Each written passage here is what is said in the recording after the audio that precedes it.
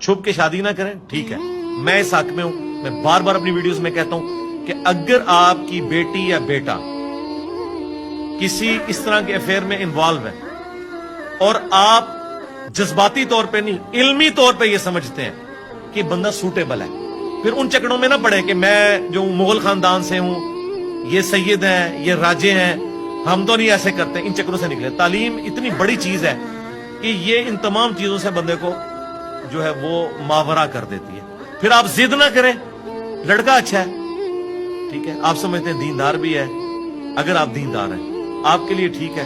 پھر آپ کسی اور ضد میں نہ پڑے کہ میں نے تو اپنے بہن کو زبان دی ہوئی تھی، میں نے تو اپنے بھائی کو دی ہوئی تھی. نہیں، زندگی آپ کے بہن بھائی نے نہیں گزارنی، انہوں نے گزارنی ہے. بچوں کو آپ سپیس دیں کہ وہ اپنی مرضی کی شادی کر لیں، لیکن ماں باپ کی مرضی کے بغیر بچے یہ حرکت نہ کریں. وہ کنونس کریں نا اپنے ماں باپ کو.